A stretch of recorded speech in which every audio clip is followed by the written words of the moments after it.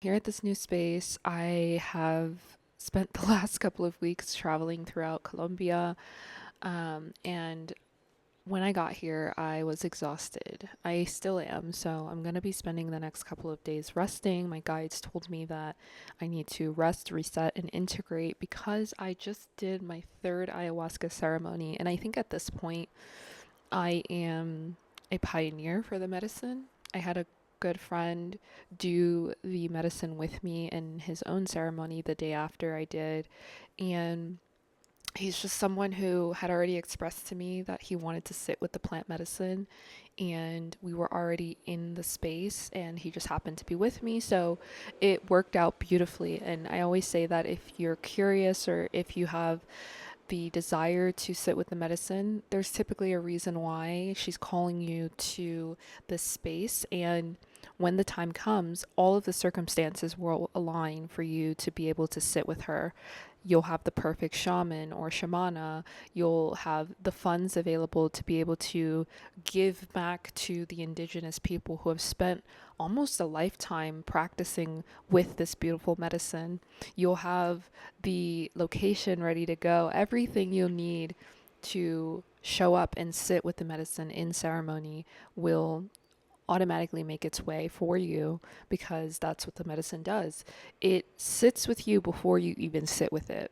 And what do I mean by this?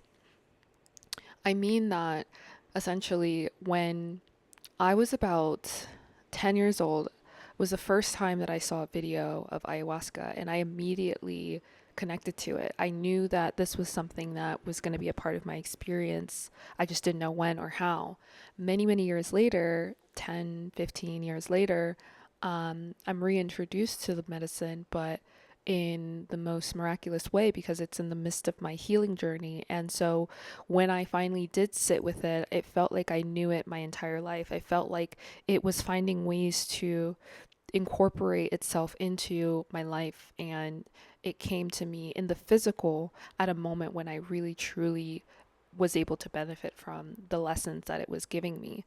And so I've gone back 3 times, 2 times since the first time, so 3 times in total. And it's just constantly showing me that it's always with you. Once you sat with it, or even before you sit with it, it's all around you. It's always with you. It's a teacher. It's Mama Aya is teaching you the ways of healing. She's teaching you how to interact with other beings. She's teaching you the depths of your being, your shadow self. She's showing this all to you so that you can work through it, so that you can have the awareness that's necessary to go out into the world and continue to work on your own path and to work on your mission unapologetically, without any fear, without any doubt.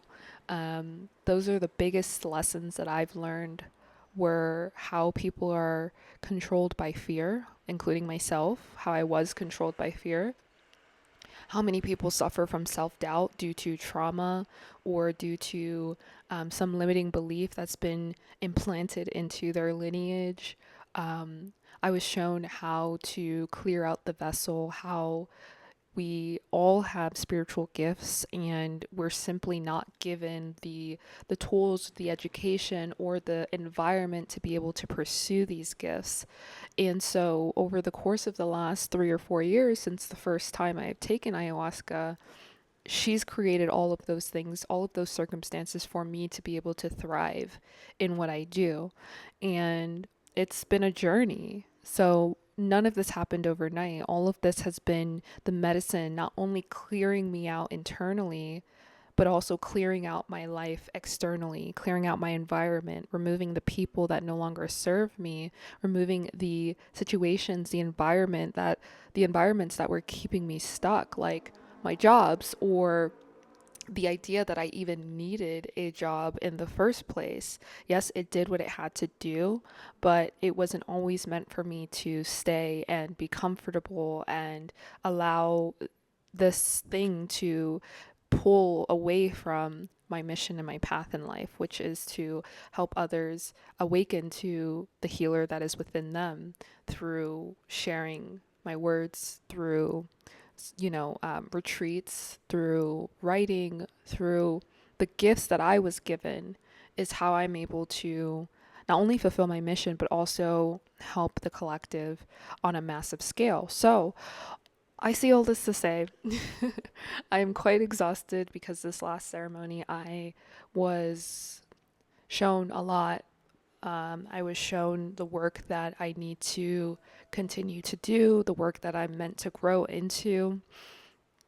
And it's a big task, you guys. It's a big task. However, it is going to get done, and I'm so, so excited for the next couple of months, the next couple of years.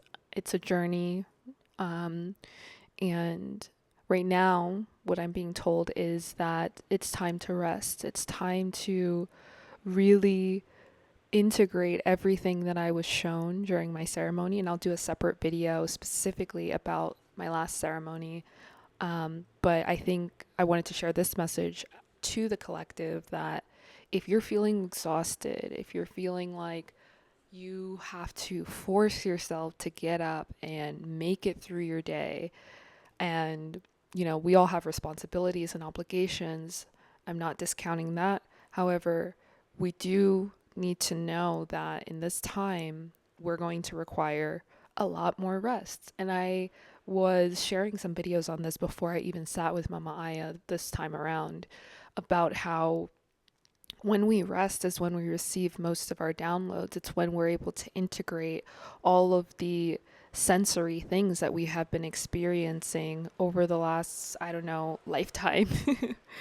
And it's in these moments of rest where we can really understand what all of it means and how we could utilize it moving forward. Rest looks like taking a midday nap, or here in Colombia, they call it a siesta. Really, in all of the Latin American countries, they partake in siestas, which I think is really cool. Um, it looks like, watching YouTube videos before you go to bed, something that's going to be uplifting, but also calming and motivational. Um, this looks like going for a walk and leaving everything at home, including the kids, including the partner, and just having time for self. This looks like going into your car, maybe going to your favorite store, getting a book, or, your favorite restaurant. It's doing the things for you that bring you comfort and that are going to not only bring you comfort, but also are going to be beneficial to your being. So everything I just mentioned has an opposite end, right? So if you're watching something on YouTube, you want to make sure that it's going to raise your vibration. If you're going if you're going to the restaurant or a store, you want to make sure it's going to raise your vibration. But because you're doing it for you, this is the part where the rest comes in. This is where you're turning your intention inward. You're asking yourself, what is it that I need in this moment? Do I need a cold shower? Do I need a hot shower? Do I need a massage? Do I need to take a solo trip for a day or two? Do I need a staycation? You don't have to make this something grand and expensive. It could be as simple as you going to the park for the day, taking a complete day off from everything, from all your responsibilities, and just giving time back to self. That is rest, because we spend so much of our time giving to others. We spend so much of our time not considering what we need. Therefore, it depletes our energy. And everything is about energy. That's another video for another time. But everything comes back to energy. So are you depleting your energy, or are you feeding back into your energy? This is the key to this next level that we are all about to step into. So take this time to rest. Take this time to recharge your energy so that when the time comes for you to express your gifts, for you to step out into the world, for you to begin doing all the things that you came here to do, you'll be ready. You'll be there to answer the call. The call's already happened. It's just that we spent so much of our lives in dysregulation. We spent so much of our lives catering to others that now it's time for us to sit down, reclaim our energy, recharge. When it's time for us to step into our power state, we'll be ready. So yeah, that's a simple message. I wasn't planning on giving a full message today. As you can see, I kind of woke up like this, and this was just something that kind of flowed off of the top of my dome, off of my crown. So, yeah, if you resonate with this message, please feel free to comment down below. How are you taking this time to rest and to recharge? What are you reclaiming? Let me know.